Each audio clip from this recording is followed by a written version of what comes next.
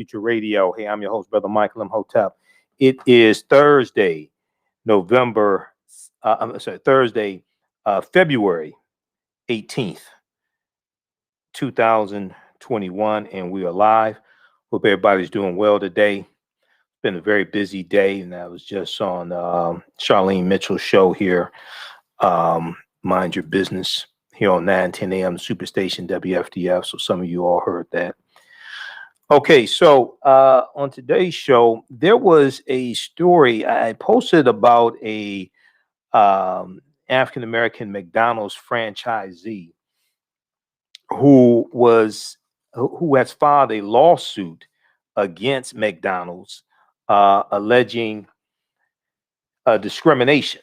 Okay, and he is the largest McDonald's franchisee in the country. At one point, he owned 27 McDonald's franchises, and today he owns 14. Okay. His name is Herbert Washington, and he's from Flint, Michigan also. Detroit News has an article dealing with this as well. We're going to talk about this because he's alleging discrimination. He alleges that McDonald's favors white franchisee owners, and that he has been denied the chance to buy stores in more affluent communities. That he's been denied the opportunity to buy stores in McDonald's restaurants in more affluent communities. Okay, so we'll talk about that, and this also deals with a decimation in African-American McDonald's franchisees over the past 20 years or so. And also this ties into a decimation of African-American wealth and making it harder to accumulate wealth also. And this ties into our show from yesterday.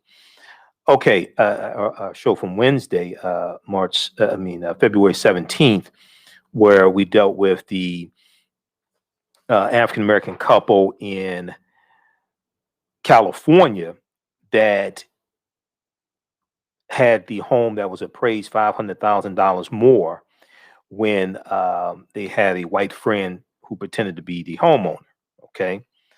All right. So we'll talk about that, and then we'll get to the story dealing with Senator Cory Booker and Senator Raphael Warnock and the bills that they have introduced to help African-American farmers. You know, we talked about the Justice for Black Farmers Act, that Senator Cory Booker and Senator Elizabeth Warren and Senator Kirsten Gillibrand from New York have co-sponsored. Okay, and Reverend Raphael Warnock has introduced a bill as well. And African-American farmers definitely need the help. There was an article from blackenterprise.com from February 2nd, 2021. Black farmers say they are on the brink of extinction. Black farmers say they are on the brink of extinction. Okay, you know, we talked about this a couple of weeks ago. Then we see in Texas. Now, Texas is being hit with a very brutal winter storm. More than 400,000 homes in Texas, as of earlier today, are still without power after 4 straight days of suffering in the stark and freezing cold. And now Texans are facing another crisis, a water shortage. Okay, now they're facing a water shortage. There's a good article from NBCnews.com dealing with this, what's going on in Texas. And then also we see that there's a huge problem with the homeless population in Texas as well. Texas homeless population seeks refuge amid bone-chilling temperatures. All right. Now, while all this is taking place, one of Donald Trump's favorite whipping boys, Spineless Ted Cruz goes to Cancun with his family, Cancun, Mexico, with his family while his state of Texas is being ravaged by a brutal winter storm, massive power outages, and you have a homeless problem there. You have food shortages, water shortages, and he got caught in Cancun. Obviously, a mistake. He said, Senator Ted Cruz says he regrets going to Cancun while Texans froze. Imagine that. He got caught. He regrets it after the fact. He regrets it after he got caught.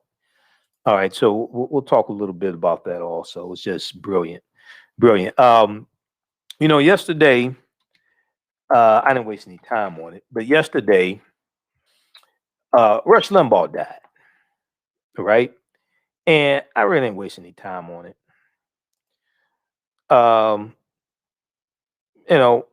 I ain't shed any tears for Rush Limbaugh. I had no respect for him whatsoever.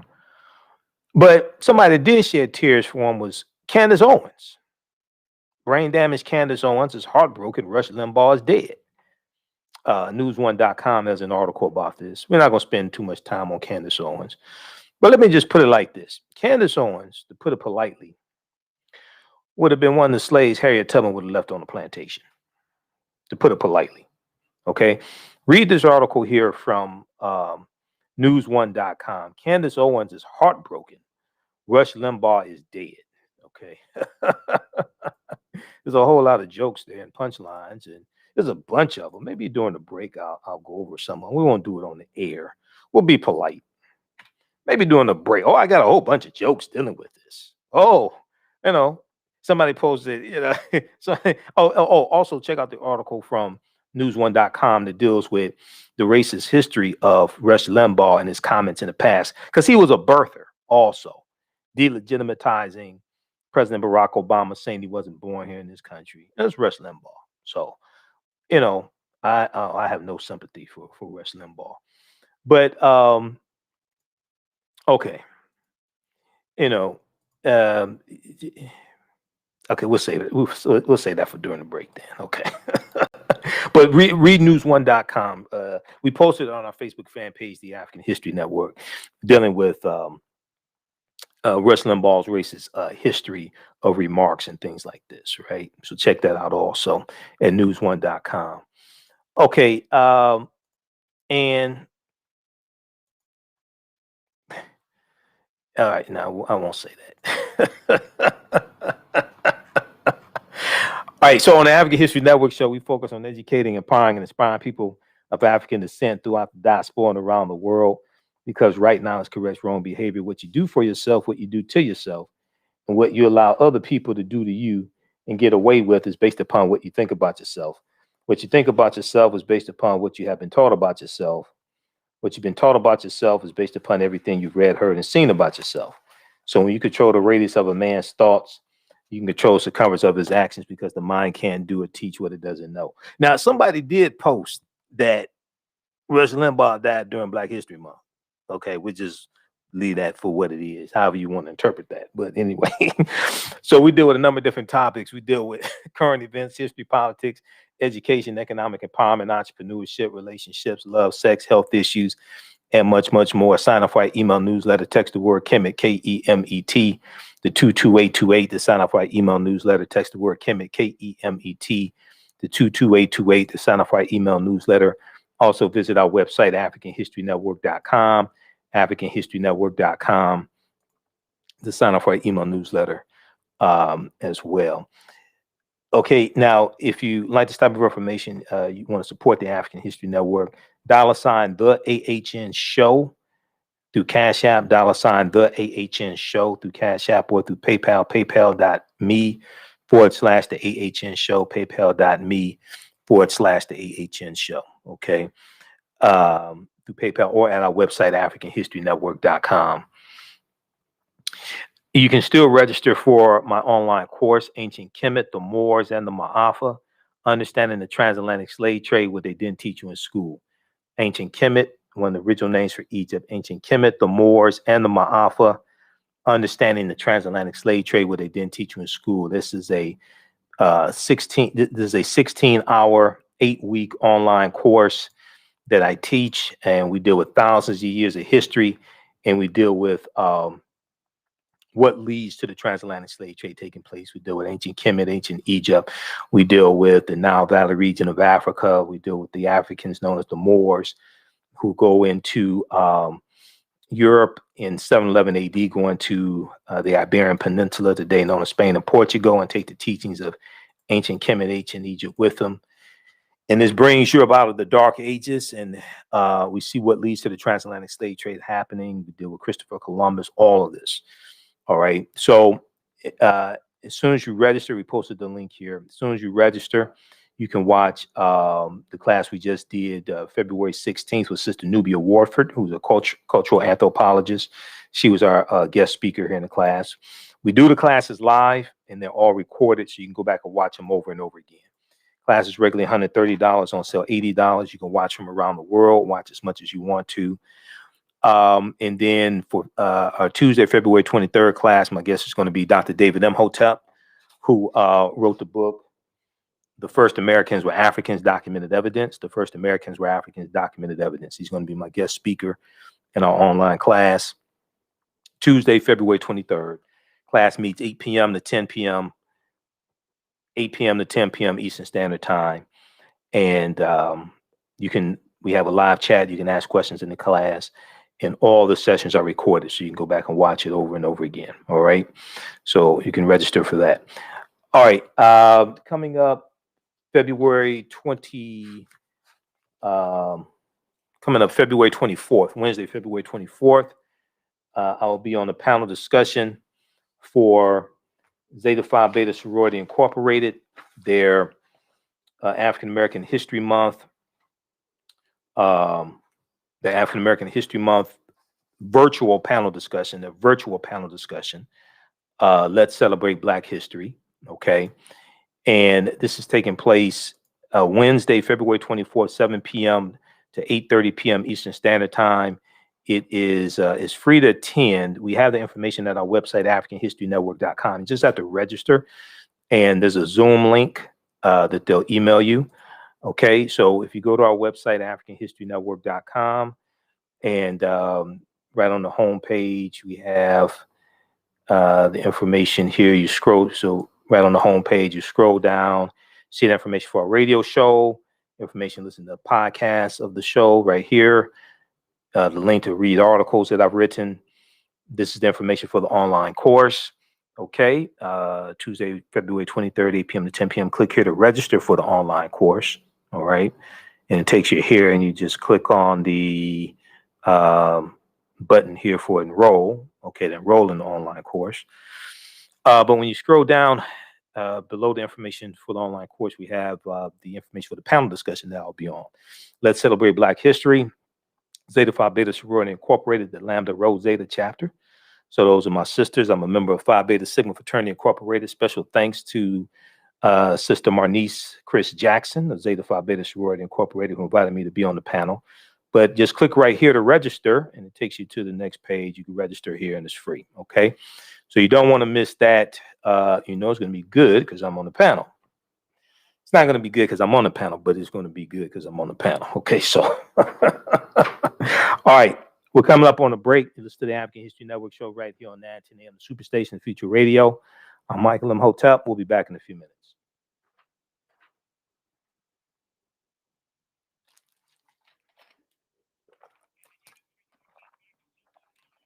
Stand by, everybody.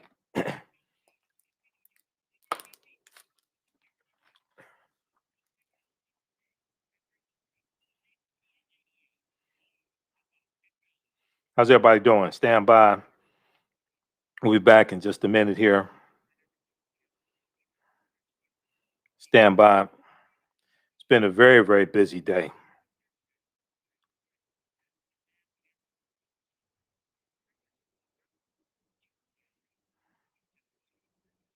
Stand by, everybody. All right, share this broadcasting and social media platforms. Invite your friends to tune in also.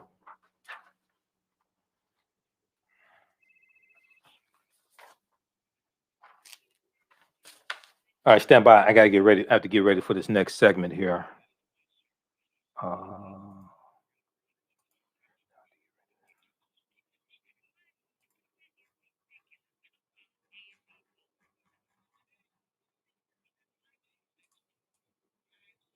Stand by, everybody. We'll be back from break in 2 minutes.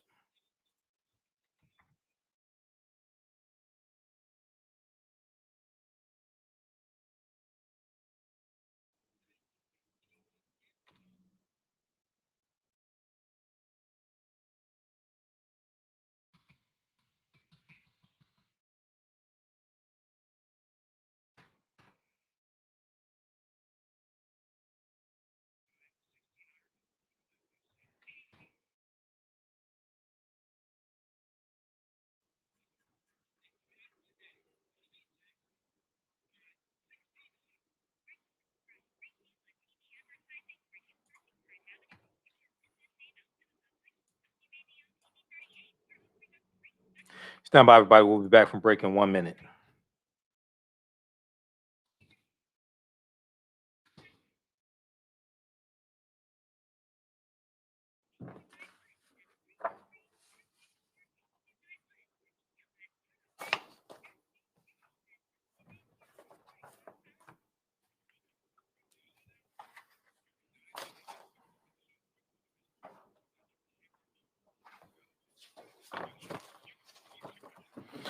Okay. We'll be back from break in about 30 seconds. Who still needs to register for the online course? We got Robert, Mike. What's up, Frat? Mike said, you know. Blue Phi. How you doing, Erica Watson? How you doing? Zeta Phi Beta Sorority Incorporated. Okay, who still needs to register for the online course? We're going to post the link here again. Okay, so they're almost done with commercials. African American business owners, email us at customerservice@africanhistorynetwork.com. Welcome back to the African History Network show right here on 910 AM Superstation, the Future Radio. Hey, I'm your host, Brother Michael M. Hotep. It is Thursday, February 18th, 2021, and we are live. It's a very busy day, very busy week. I've been watching the series on PBS from Dr. Henry Louis Gates Jr., The Black Church. I've been watching that. I talked about that a little bit on Charlene Mitchell's show, Mind Your Business, that comes on before this show. I was just on her show here on 910 AM, the Superstation, and we talked about that a little bit. Maybe we'll talk some about that Sunday. Very, very interesting. There's a lot of history in that one. And one of the things that's really critical, because I hear a lot of people talk about Malcolm X and talk about Malcolm and Dr. King. And in that, how many of you all saw that series on PBS, The Black Church? Because they talk about James H. Cone, C-O-N-E, James H. Cone. We're going to get to this story about the Black franchisee in just a minute. But James H. Cone, there were some things I didn't get a chance to talk about on Charlene's show. So James H. Cone is known as the father of Black theology. There was an article from the New York Times about him when he passed away. He passed away, I think, 2018. And he's known as the father of Black theology, Black liberation theology, I should say, the founder of Black liberation theology. And read this article here from the New York Times about James H. Cone, because it's interesting that they talked about him and they talked about Malcolm, like in the same in that same installment, part 2, about Malcolm X. And one of the things, that clip they showed of Malcolm, if I remember correctly, that looks like that's from March 29th, 1964 in Washington Heights, New York, when he first delivers the ballot or the bullet. When he first delivers the ballot or the bullet. Because he delivers the ballot or the bullet 3 times that I know of. March 29th, 1964, April 3rd, 1964 in Cleveland, Ohio, April 4th, 1964 in Detroit at the historic King Solomon Baptist Church. Okay. And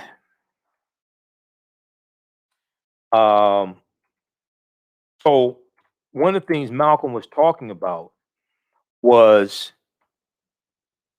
the Civil Rights Act. And he said, we're going to force them to pass the strongest Civil Rights Act that they could pass or they've ever passed or something like that. Okay, go back and watch it because I recorded it. That looks like that's from the Battle of the Bullet. A lot of people don't understand that speech that Malcolm gave. Because I hear people talking about Malcolm. So the way a lot of people talk about Malcolm, you would think Malcolm did not join the civil rights movement when he left the Nation of Islam, because he did. And that's one of the things he's talking about in the speech. That's why he said we're going to force them to pass the strongest civil rights act that in history, or that they could ever pass, or something like that. Because when I listen to people talk about Malcolm, it's like, you do realize Malcolm joined the civil rights movement when he left the Nation of Islam. I know he founded the AAOU, Afro-American Organization, Afro-American Organization of Unity, the OOAU. I know he formed that, and he gives a speech June 28th, 1964, laying out the formation of it. But he joins the civil rights movement, and 3 days before he delivered that speech, March 29th, 1964, he met Dr. King at the U.S. Senate debate for the Civil Rights Act. And he tells Dr. King, I'm throwing my effort into the heart of the civil rights movement. Because when you read the speech, the Battle of the Bullet, and if you read Malcolm X Speaks, edited with prefatory notes by George Brightman, they have the Battle of the Bullet in here. The one that they have in here is from April 3rd that he delivered in Cleveland. But Malcolm is talking about injecting black nationalism into the civil rights movement. That's one of the main themes of this speech, the Battle of the Bullet. He's talking about interjecting black nationalism into the civil rights movement. So they talked about James H. Cone in the series. You've heard me talk about James H. Cone, because James H. Cone wrote this book here that I really, really encourage people to read, Martin, Malcolm in America, A Dream or a Nightmare, by James H. Cone. Martin, Malcolm in America, A Dream or a Nightmare, by James H. Cone. Because this book documents how the ideologies of Malcolm X and Dr. King were converging toward the end of both of their lives. And they're moving together like this. Okay, but you got to like really research and study and read their speeches to understand that. That's written by James H. Cone, who's featured in the series. He's known as the founder of Black liberation theology. So read this article from New York Times, and this is his obituary when he passed away. This is from April 29th, 2018. April 29th, 2018. All right. And then we know Reverend Jeremiah Wright, who was President Obama's pastor. Reverend Jeremiah Wright comes out of that tradition of Black liberation theology. Okay. And Malcolm is dealing with Black liberation theology also, but Malcolm is a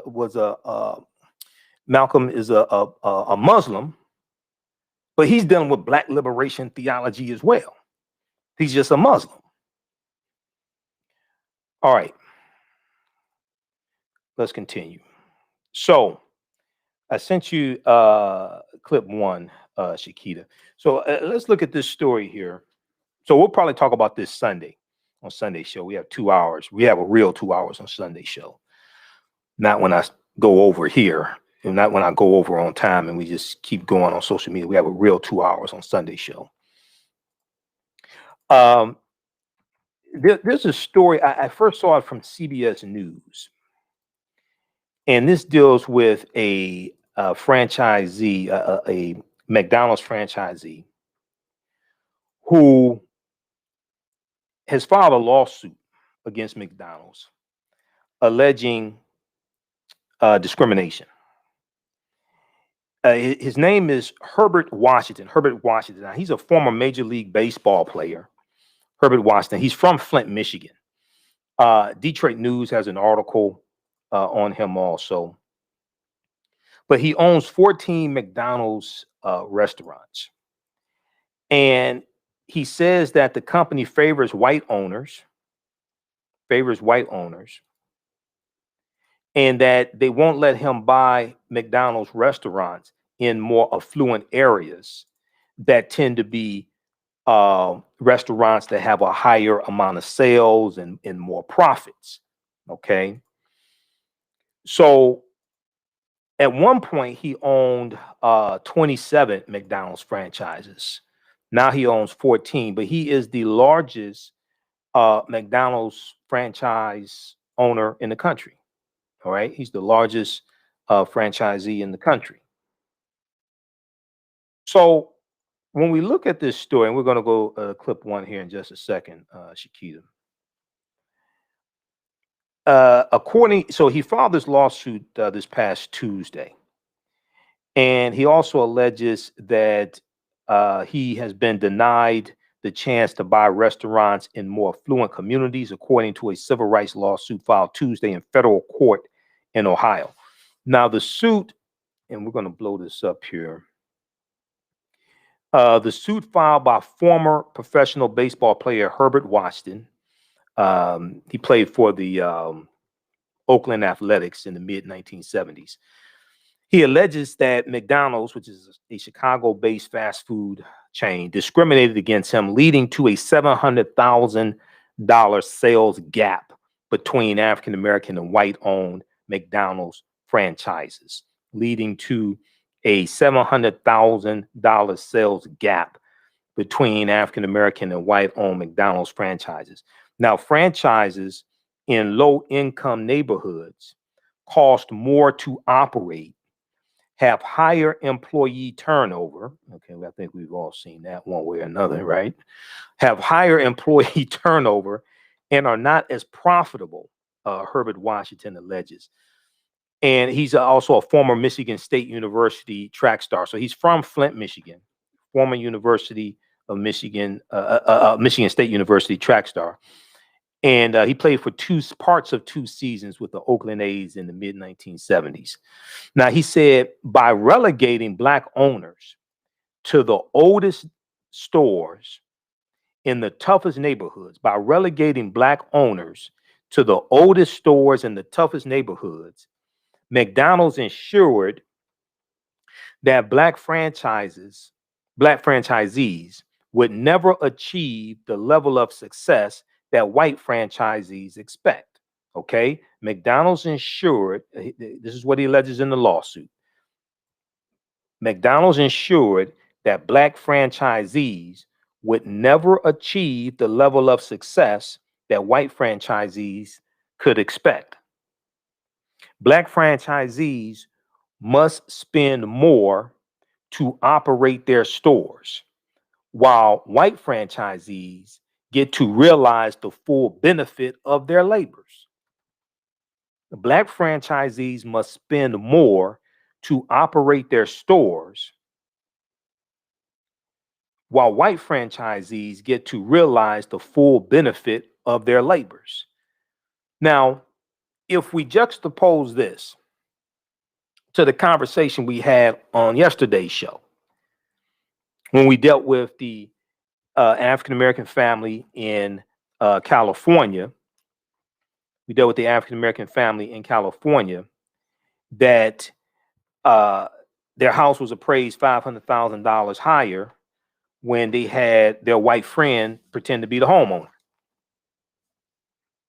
Then we look at the study, the article from Newsweek.com, and the study that came out, this article from YouGov, and this study came out April 4th, 2018.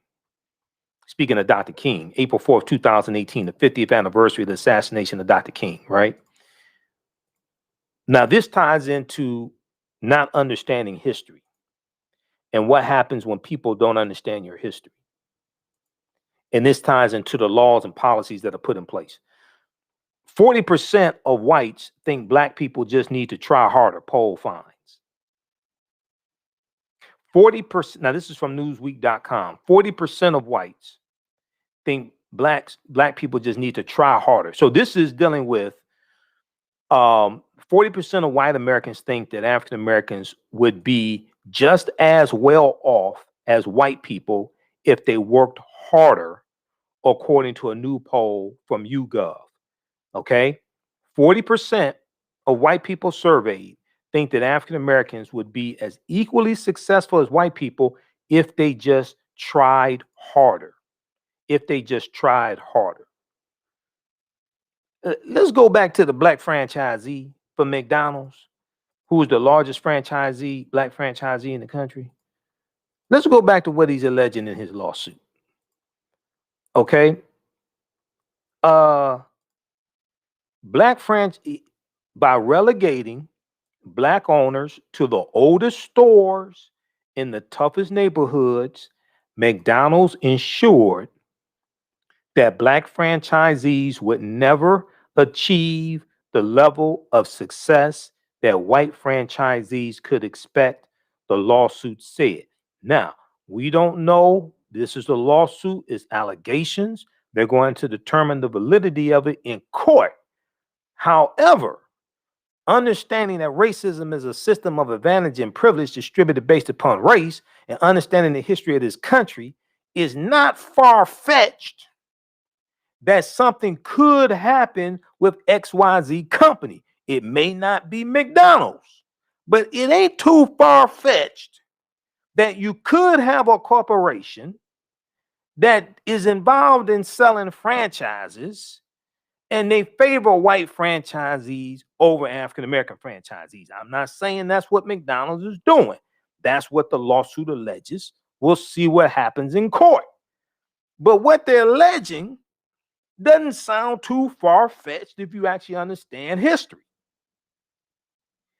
So you just have to wonder, the white people who were surveyed that said African Americans just need to try harder to be equally successful, what the hell planet do you live on?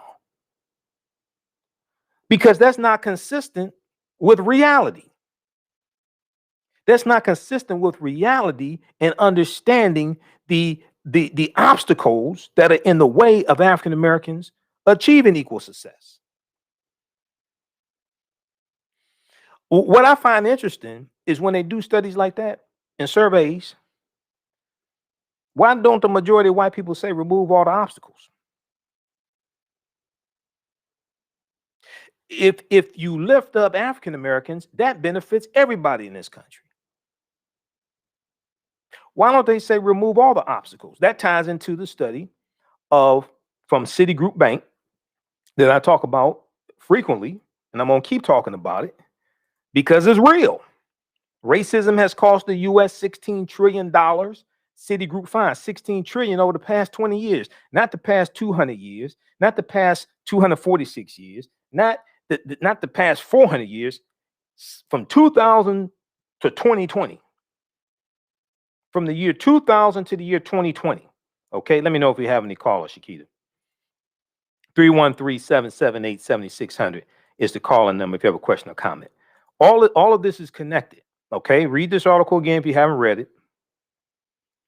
All this is connected. This don't have nothing to do with not trying harder.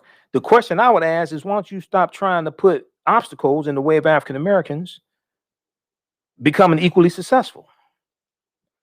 Okay, so America could have been $16 trillion richer if not for inequities in education, housing, wages, and business investment between African American and white Americans over the past 20 years. Okay, when you go read this, they're dealing with policies and laws put in place. The solutions that are recommended are not try harder. That's ignoring the policies and laws that were put in place to maldistribute wealth upon resources to the hands of Europeans and the harm that's being inflicted upon African Americans. The study released this week by Citigroup is the latest in the body of research that attempts to quantify the economic impact of systemic racism. Citigroup arrived at a $16 trillion figure after estimating Black workers have lost $113 billion in potential wages over the past 2 decades because they couldn't get a college degree. The housing market lost $218 billion in sales because Black applicants couldn't get home loans. About $13 trillion in business revenue never flowed into the economy because Black entrepreneurs couldn't access bank loans. The U.S. could have $5 trillion in gross domestic product over the next 5 years if those gaps and others were closed today, the study indicated. So this is dealing with laws and policies put into place to create the structural inequities. Okay, so let's go back to this this article here from CBS dealing with the Black franchisee, Herbert Washington. Okay, Black franchisees must spend more to operate their stores, while white franchisees get to realize the full benefit of their labors. More than 50 former Black McDonald's franchisee owners made similar claims in a lawsuit filed against McDonald's in October 2020, saying they were forced to sell around 200 stores over the last decade. Saying they were forced to sell over 200 stores over the last decade.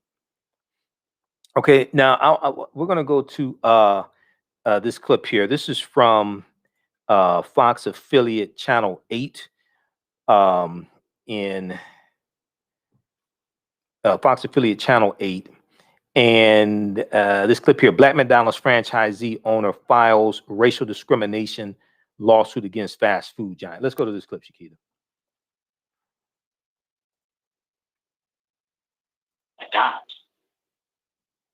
McDonald's quit on me.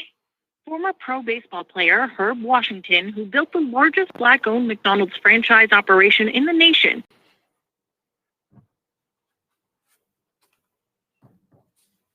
Okay, it's going to keep playing. K1 Feet is now open to Oxford. Okay, this is in Cleveland. Okay, go ahead and cue it back up and just start playing when it cues back up. Okay, so he said, Herbert Washington said, after 40 years in the McDonald's system,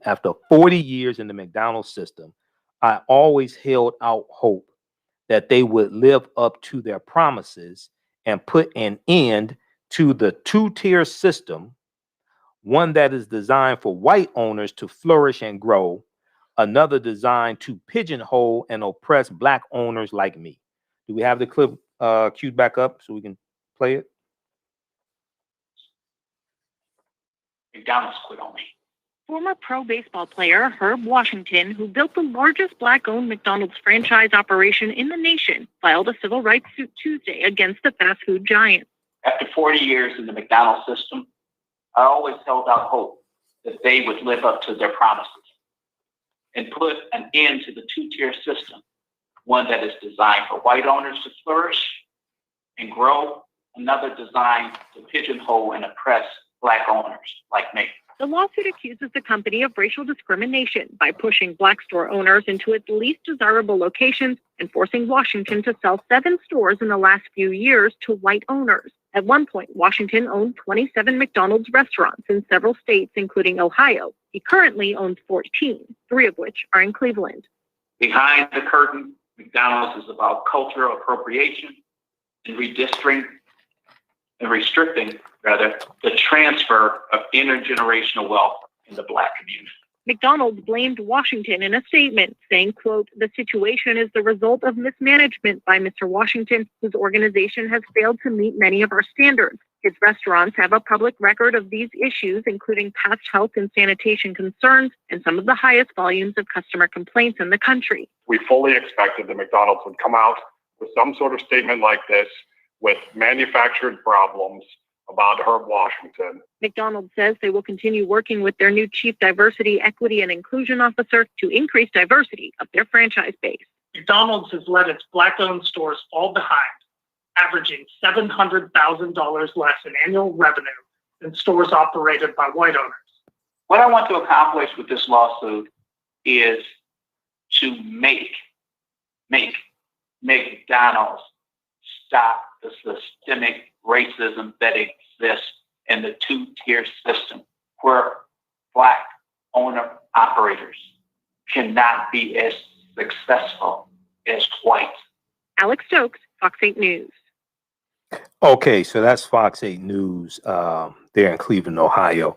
So he alleged, Herbert Washington alleges that McDonald's is basically prohibiting the transfer of intergenerational wealth from African Americans to the next generation by their practices. This is what he's alleging. Now, we don't know if this is true or not, but this is what the lawsuit alleges.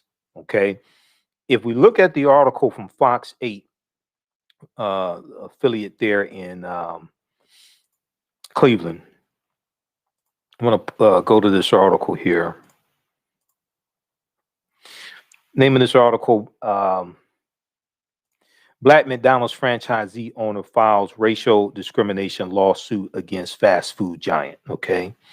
So if we look at this article, he said, Herbert Washington said, after 40 years in the McDonald's system, I always held out hope that they would live up to their promises and put an end to the two-tier system, one that is designed for white owners to flourish and grow, another designed to pigeonhole and oppress Black owners like me. Racism is a system of advantage and privilege distributed based upon race. Racism occurs when one race of people control the majority of the wealth, power, resources, benefits, privileges, land, access to education, access to opportunity, jobs, marketing, media, healthcare, etc., and they use that to marginalize, subordinate, and do harm to another race of people. If we look at the story from Wednesday's show, dealing with the African American family that their house was appraised $500,000 more when they had a white friend who posed as the homeowner, as opposed to African Americans being the homeowner. Then we look at the study from 2018 from the joint study from the Brookings Institute and Gallup that shows a segregation tax when it comes to African American home ownership and how African American homes are devalued at $156 billion less than comparable white homes. That's a loss of wealth, $156 billion in lost wealth just dealing with the value of our homes. And then we see all these structural inequities show up in the racial wealth gap, median, when it comes to median household wealth. The median household wealth of a white family is 10 times that of an African American family. That's dealing with structural inequities that are the result of laws and policies and the legacy of slavery and Jim Crow segregation, redlining, etc.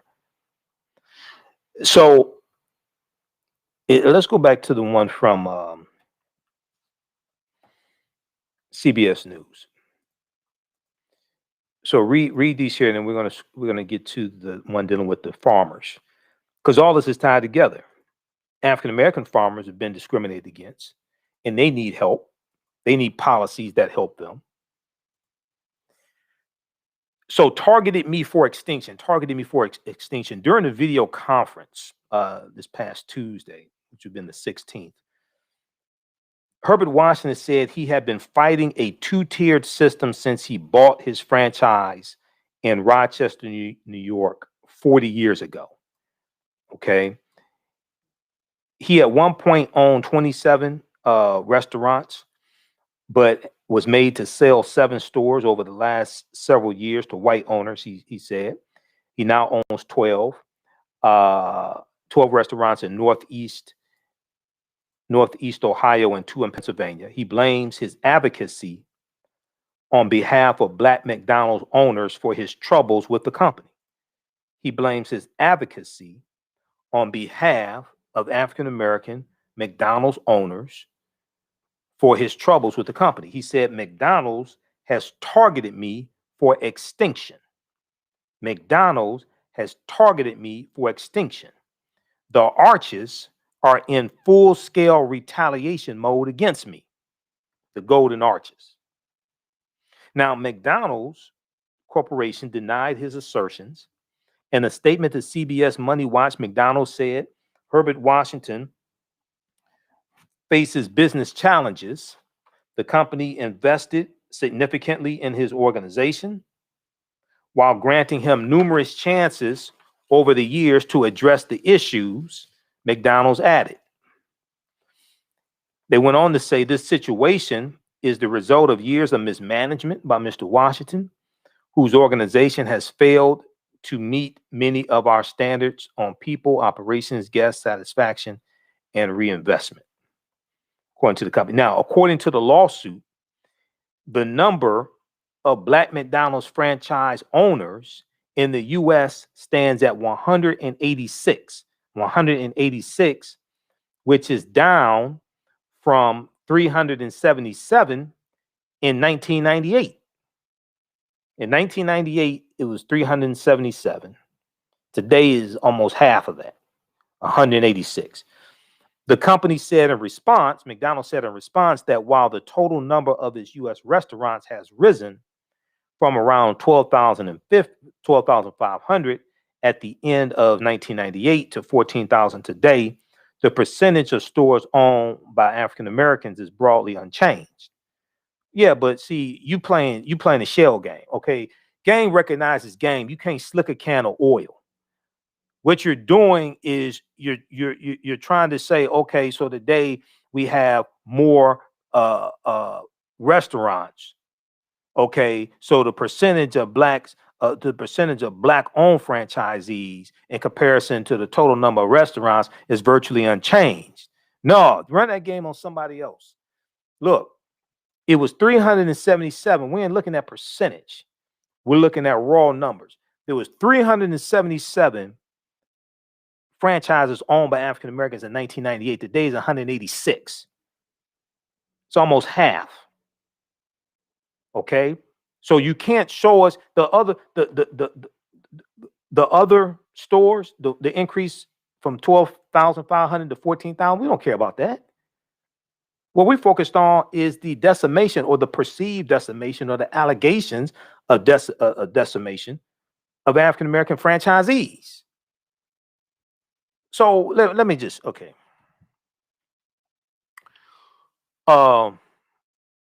How should I put this?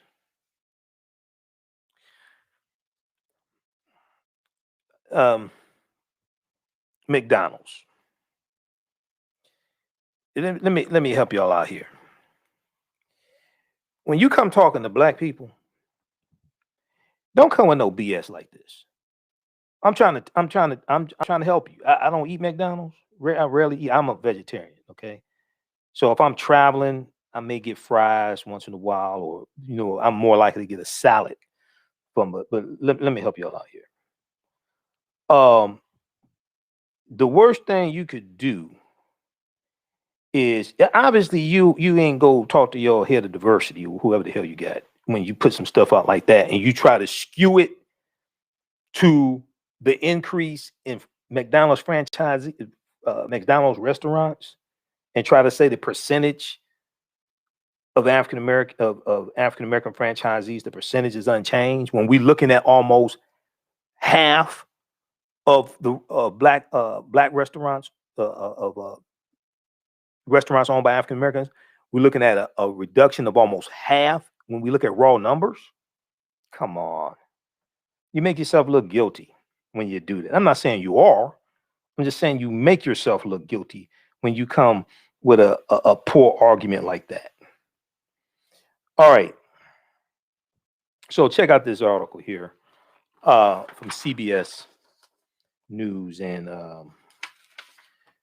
game recognizes game. You can't slick a can of oil. I went to business school also. That's some BS right there that y'all try to run. I just want to let you know that. All right, look, we're out of time here on 910 AM Superstation. Those watching on our Facebook fan page, The African History Network, and my YouTube channel, Michael M. Hotep, IMHOTEP. Keep watching.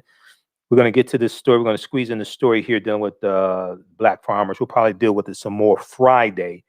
I don't think I'll be on Roland Martin Unfiltered on Friday. Roland will be in, I think he said St. Louis, and it sounds like he's going to be on location, and they have some other stuff going on, so we'll see. I don't know. But I'll be back here Friday, 11 p.m. Eastern Standard Time. Register for our online course, Ancient Kemet, the Moors, and the Ma'afa, Understanding the Transatlantic Slave Trade, what they didn't teach you in school. Visit AfricanHistoryNetwork.com, AfricanHistoryNetwork.com. As soon as you register, you can watch the class from Tuesday, February 16th, and Tuesday, February 23rd. Our guest speaker in the class will be Dr. David M. Hotep, author of The First Americans Were Africans, Documented Evidence. Remember, right now is correct wrong behavior. It's not over till we win. Wakanda forever. We'll talk to you tomorrow night. Peace. All right, stand by, everybody. Stand by. All right, let's squeeze in this. We're going to squeeze in this last story. Ted Cruz, we'll deal with Ted Friday. Okay. It's been a long day. I got to bed. I was up editing a video. I got to bed 5 in the morning. I'm tired. Okay. So we're gonna do a little bit with the black farmers. Then we gotta get the hell out of here. It's been a long week. All right, but I'm telling y'all right now, that statement from McDonald's, I'm not saying they are guilty, but when you look at this, I'm not saying they are guilty,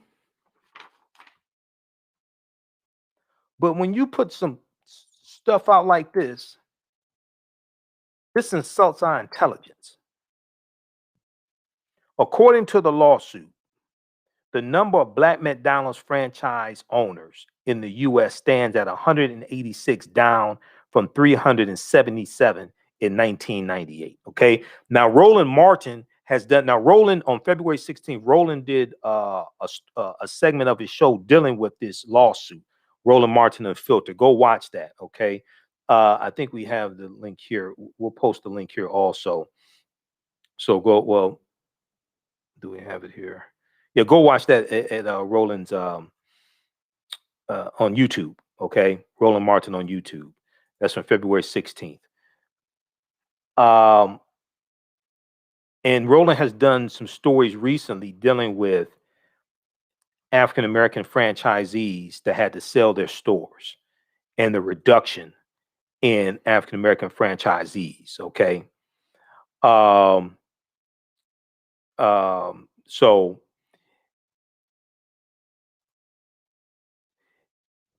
you have almost half the number of McDonald's franchises today owned by African Americans that you did in 1998.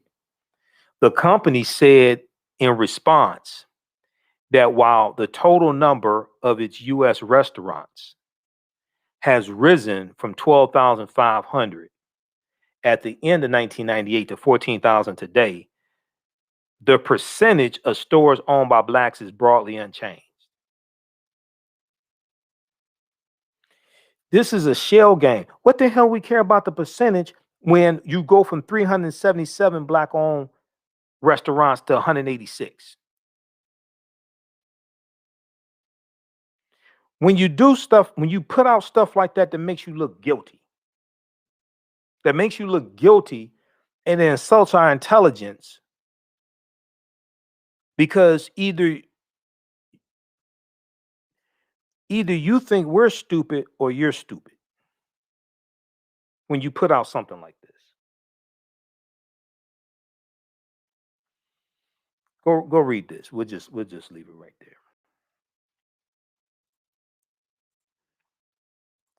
You see, because I've heard a lot. I've known McDonald's franchisees, African American McDonald's franchisees, over the last 20 years. And I've known some that sold their franchisees back to McDonald's. And I've heard different stories, things like that. I've never been big on some franchisee systems from different companies are better than others. One of the problems that African American franchisees have is that, okay, if you when you see the commercial when you see the commercials on TV for McDonald's and they talk about like their dollar menu or something like that, and then at the end of the commercial, it'll say at participating McDonald's. The reason why is because all of the franchisees don't participate in those sales because their profit margins vary based upon their location and the neighborhoods they're in, the type of overhead they have. So a lot of the African American owned franchisees, because they're relegated to what are, neighborhoods that are more economically challenged, they can't afford to participate in a lot of those platforms. Okay, they can't afford to participate in a lot of those promotions. All right, so they have to they have to charge what they can. They're trying to stay afloat. They're trying to pay their employees.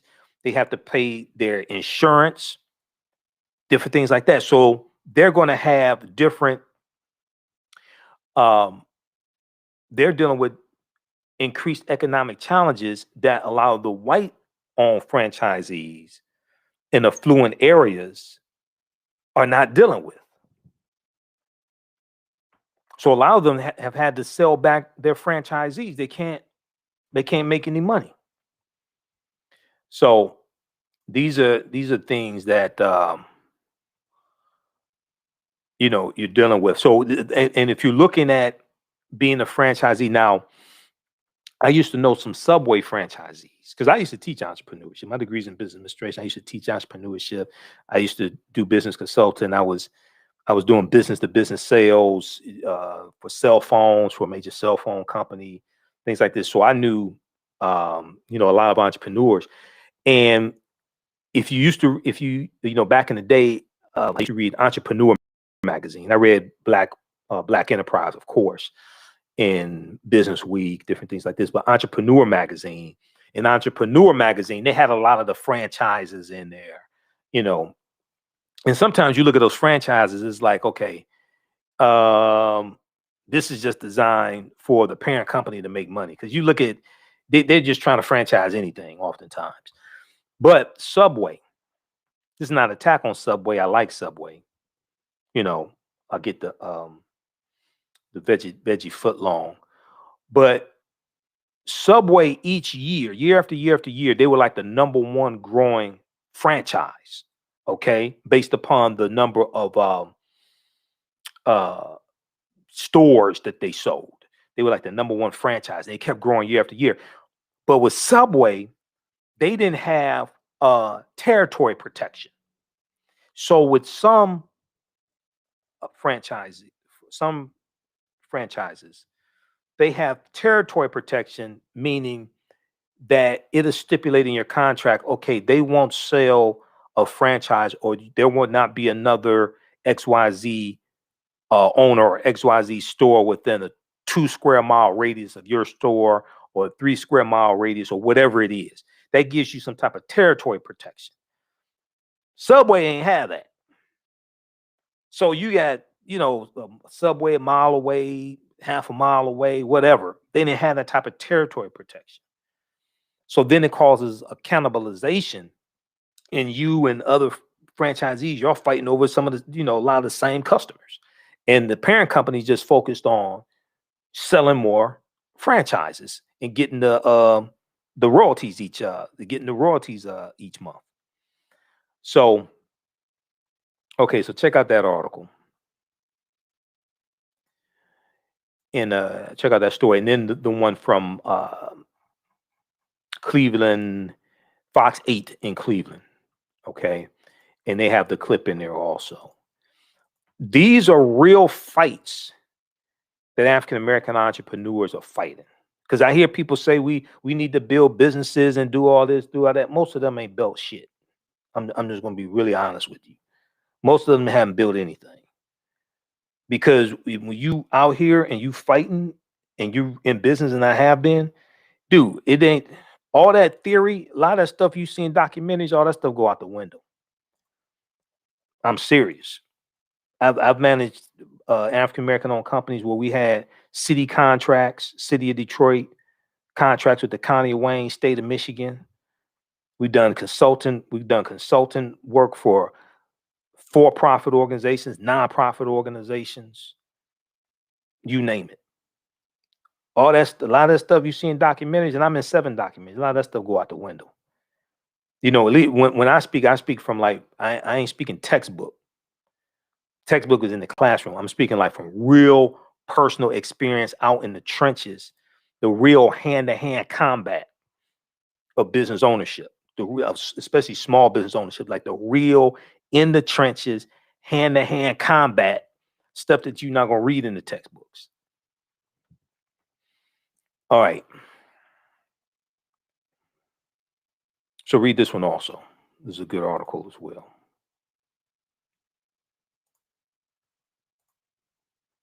Black McDonald's franchise owner files racial discrimination lawsuit against fast food giant. Okay, so let's transition. Let's go to this article here from, this is one from Black Enterprise that I saw from a couple of days ago. This deals with African-American farmers once again. And Senator Cory Booker and Senator Raphael Warnock of Georgia, Senator Cory Booker of New Jersey, and Senator Raphael Warnock of Georgia introduced bills to help minority farmers, specifically African-American farmers, and they need it. They need the help. Let me see, where is this article here? All right, we'll pull this up. Just give me a minute here. I think I have it in Firefox, but I closed out Firefox. So Senators Cory Booker, Raphael Warnock introduced bills to help minority farmers. They introduced separate bills to help Black farmers by closing equity gaps and improving diversity within food and agricultural policy and politics. And Senator Cory Booker's bill is the Justice for Black Farmers Act. Justice for Black Farmers Act. And let me pull this up here.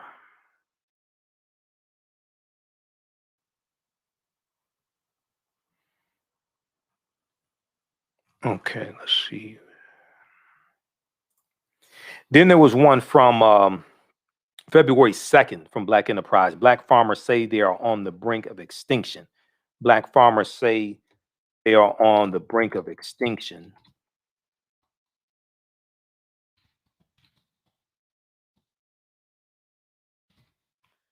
All right, let's pull this up here. Okay, so this one is from February 12th, 2021, from Black Enterprise.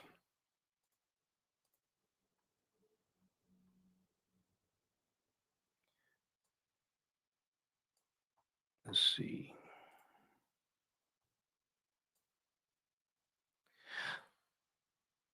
Okay, so Senator Cory Booker reintroduced the Justice for Black Farmers Act, which will address, I'll close up this ad here. He reintroduced the Justice for Black Farmers Act, which will address discrimination and injustices committed against African-American farmers by the U.S. Department of Agriculture. Once again, this is dealing with policy. This is dealing with laws. Okay, this is not about try harder. This is like try stop screwing us over. This is like try correcting the policies and laws that were put into place by the federal government.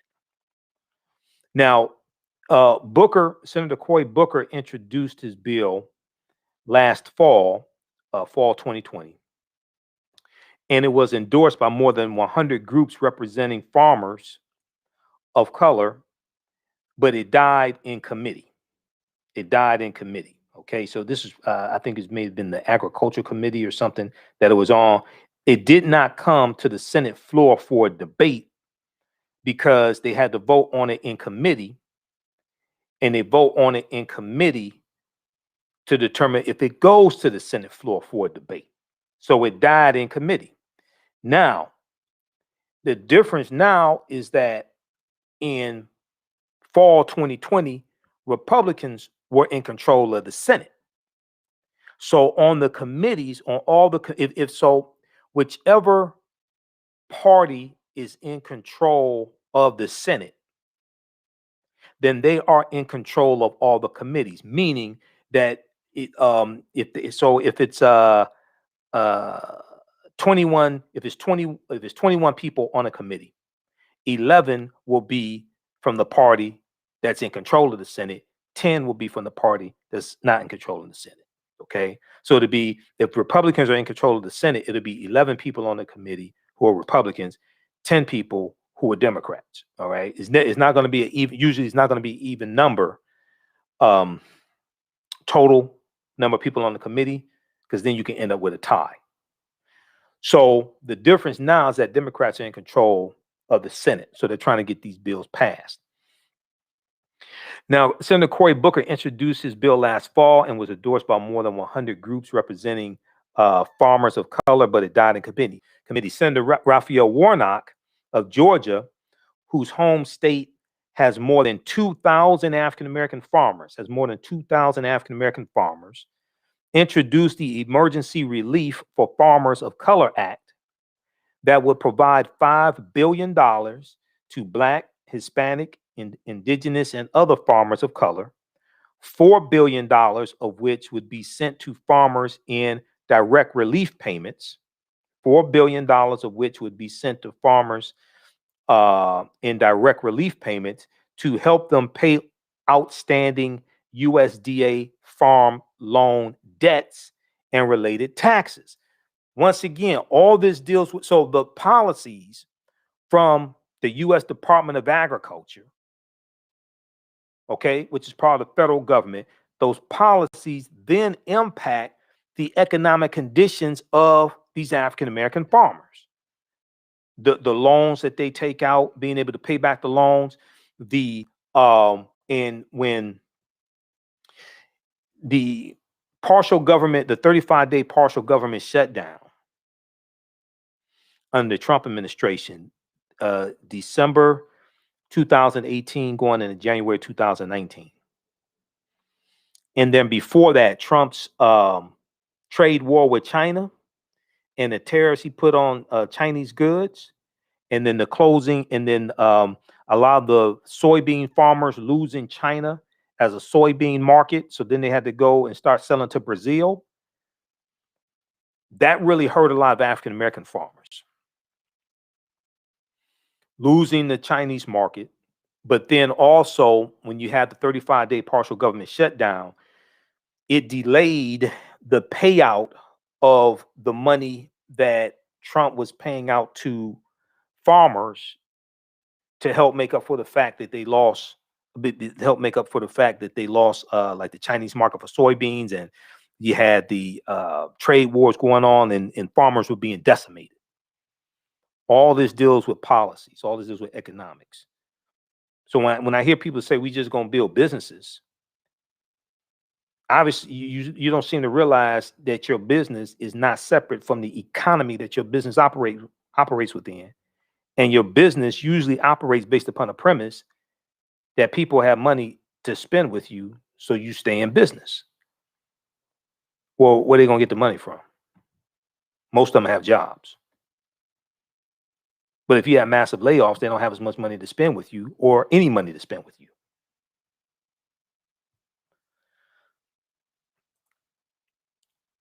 Okay, so the money will also, okay, so we have $4 billion of which would be spent to farmers in direct relief payments to help them pay off outstanding USDA farm loan debts and related taxes. The money will also go to minority farmers suffering from the coronavirus pandemic.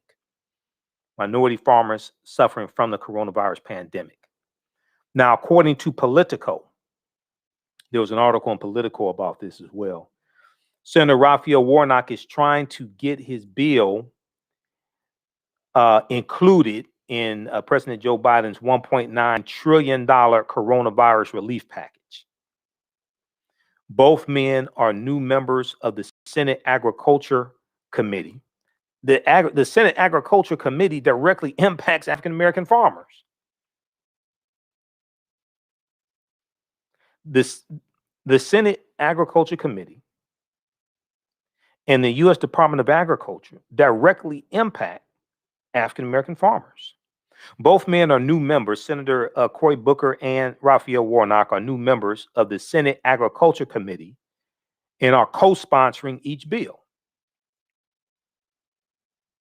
Senator Raphael Warnock of Georgia, his bill is already gathering support from new members of the committee, including Senator Ben Ray Lawan, Democrat of New Mexico, Senate Agriculture Committee Chair Debbie Stabenow of Michigan, my senator, Senator of Massachusetts, Senator Elizabeth Warren, Kristen Gillibrand of New York, and Tina Smith, Democrat of Minnesota. In 1920, around 1 million African-American farmers worked on 41 million acres of land. In 1920, now this is 9 years before the stock market crash of October 1929. Oh, you know what? I meant to blow that up. Let's go back here. Okay, so there's an article from Politico you can check out.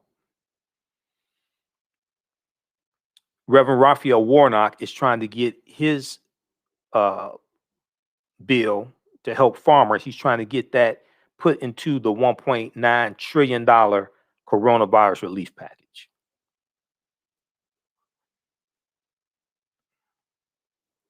In 1920, around 1 million African-American farmers worked on 41 million acres of land. Today, there are less than 50,000 African-American farmers. Last numbers I think I saw were about 45,000, but less than 50,000 African-American farmers who make up less than 2% of the nation's farmers. African-American farmers have been decimated. So Senator Warnock's bill also includes placing a moratorium on foreclosures during civil rights investigations and creates a federally chartered bank to provide Black farmers with loans and financial assistance. The bill also provides debt forgiveness for those who filed claims under the 1999 Pickford versus Glickman class action discrimination suit that Black farmers filed against the USDA. Senator Cory Booker said in a news release, overtly discriminatory and unjust federal policy has robbed Black families in the United States of the ability to build and pass on intergenerational wealth. You're dealing with laws and policies, especially from the federal government. Politics is the legal distribution of scarce wealth, power, and resources, and the writing of laws, statutes, ordinances, amendments, and treaties, their adoption, interpretation, and enforcement. You're dealing with federal policy that help create these structural inequities. This doesn't have anything to do with trying harder. This has to do with stop screwing us over. This doesn't have anything to do, Black people need to try how to be more successful. No, why don't you stop trying to screw us over? How about that? How about trying that? As a new member of the Agriculture Committee, Senator Cory Booker said, I'm proud to reintroduce this landmark legislation alongside my colleagues as we work to correct this historic injustice. So check out this article here from blackenterprise.com. Senator Cory Booker, Raphael Warnock introduced bills to help minority farmers. Okay, February 12, 2021. All right. So that's good news. We had to get that passed, get it out of committee, get it to the Senate floor, get it passed. get it passed in the House of Representatives, get it signed into law.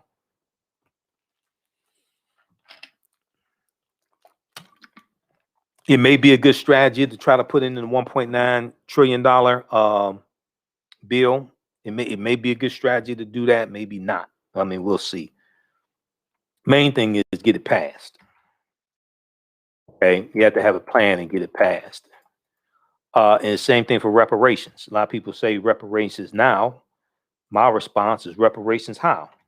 Explain to me the process. Because most people can't explain to you the process. It takes 218 votes to get a bill passed in the House of Representatives. If you can't get a bill passed to study reparations, how you get a bill passed to pay reparations?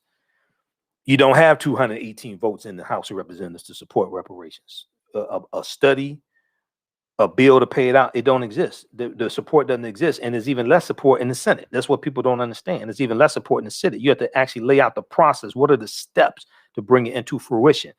More people have to be voted into office in the House of Representatives that support reparations or restitution, whatever you want to call it. More people have to be voted into office that support it, and vote people out of office who don't support it. More people have to be voted into office into the U.S. Senate, because there's only 2.5 black people in the entire U.S. Senate. And Senator Tim Scott, Black Tea Party Republican from South Carolina, he already said he's not voting for reparations. Okay, so that just leaves 2 African Americans in the Senate, and you don't have 60 votes in the Senate to support reparations. Senator Ron Johnson from Wisconsin, Republican from Wisconsin, he blocked the Juneteenth bill. That was a bill to make Juneteenth a federal holiday and give white people the day off from work. He blocked that in the Senate based upon the unanimous consent rule. If you can't get a bill passed in the Senate to make Juneteenth a federal holiday and give white people the day off, how are you going to get the reparations bill passed in the Senate to pay out trillions of dollars, whatever number you come up with? How are you going to get that passed in the Senate? These are the obstacles and the processes that have to be laid out, and those obstacles have to be overcome. And we have to understand what the process is and how to remove those obstacles. Some people say we're going to demand reparations. That's a wish. That's not a plan. That's an aspiration. What's the process? How do you get to 218 in the House? The other part of this is that America needs a massive history lesson, because Americans are woefully ignorant of history, which goes back to the study from YouGov. 40% of white people surveyed think black people just need to try harder to be equally as successful as white people. It's a lack of understanding of history. America needs a massive history lesson to reorientate themselves historically to understand why repairing the damage is necessary. But then you have to lay out what was the damage that was done. The damage wasn't we didn't get paid. That means you don't even understand this history. That wasn't the main damage that was done. To understand when you deal with reparations, the root concept is to repair damage that was done, to make people whole again, to restore them to a state before the damage was done. To understand the damage that was done as a legacy of slavery, you first have to understand who African people were and what African people had before we were put into the institution of slavery. If you think we weren't African people, or you think we aren't African people, you're starting the conversation already at an intellectual deficit and a historical deficit. You're dealing with a people who've been stripped of their history, culture, language, spiritual systems, their cosmology. African people coming from various cultures, they had a cosmology, whether you're coming from the Ashanti, Yoruba, coming from the Igbo, whatever culture you're coming from, Wolof, okay? You have Africans coming from Angola. You have Africans coming from the Congo. Cosmology deals with understanding the universe as an orderly system, but that's based upon your culture. You're dealing with spiritual systems, language, your whole culture, dealing with how you wear your hair, dealing with your family ties, the political structure you're coming from, your spiritual systems, your folklores, your mores, your customs. All that is in a bag called culture. You're stripped of that. You have European culture superimposed upon you, and you're taught to see reality through the eyes of Europeans. And we've largely been taught to hate ourselves. We've largely been taught to hate ourselves, and most of us have names that are handed down from our former slave owners. If you deal with a people who've largely been taught to hate themselves and spend 97% of their dollars with people that don't look like them, what do you think happens if you just give them reparations in the form of money? What do you think happens if you deal with a people who've largely been taught to hate themselves, been stripped of their history, stripped of their culture, stripped of their names, stripped of their spiritual systems, been taught to see reality through the eyes of Europeans? What do you think happens if you think repairing the damage just means giving a check to people who've been mentally damaged? And they already spend 97% of their dollars each year with people that don't look like them. This is why I say if we all got $1 million a day, white people have it all back this time next week. The only thing you would have done is stimulated their economy. So cash payments can be part of an overall restitution or reparations package, but ain't no in the hell reparations should be 100% in the form of cash or payments. No, absolutely not. That means we don't understand the damage that was actually done. We're equating the damage of slavery to getting back wages, and not understanding this systematically. Because every ethnic group in this country have their history and culture intact for the most part, and they use their history and culture to fight for scarce wealth, power, and resources. They have their language. Their language binds a people together. It brings about commonality between people. And their language connects them to their culture. It connects them to their history. It connects them to their family ties. It connects them to their ancestors, their language. Well, what happens when you've been stripped of that and you speak the language of your oppressor? So just looking at this in terms of monetary terms doesn't really capture the actual damage that was done. I haven't even gotten to the psychological damage, the real psychological damage. We're talking about self-hatred, but one of the legacies of slavery is molestation in the African American community. That's one of the legacies of slavery, because the molestation and the rape took place during slavery, and we see it's going to continue after slavery ends. So molestation in the African American community, the dehumanization, especially of African American women, these are legacies of slavery. All right, be sure to register for the online course that I teach, Ancient Kemet, the Moors, and the Ma'afa, Understanding the Transatlantic Slave Trade, what they didn't teach you in school. As soon as you register, you can watch the class from Tuesday, February 16th. Our guest speaker was Sister Nubia Wardford. She's a cultural anthropologist. You can watch from around the world. We do the classes live. They're all recorded. You can go back and watch them over and over again. Next class, Tuesday, February 23rd, 8 p.m. to 10 p.m. Eastern Standard Time. Our guest will be Dr. David M. Hotep, author of the book, The First Americans Were Africans, Documented Evidence.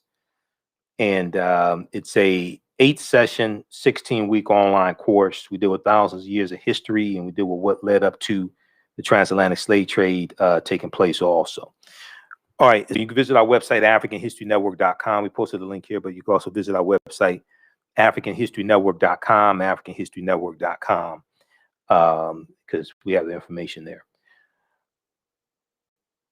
All right, and If you want to support the African History Network, also $ the AHN show through Cash App, $ the AHN show through Cash App.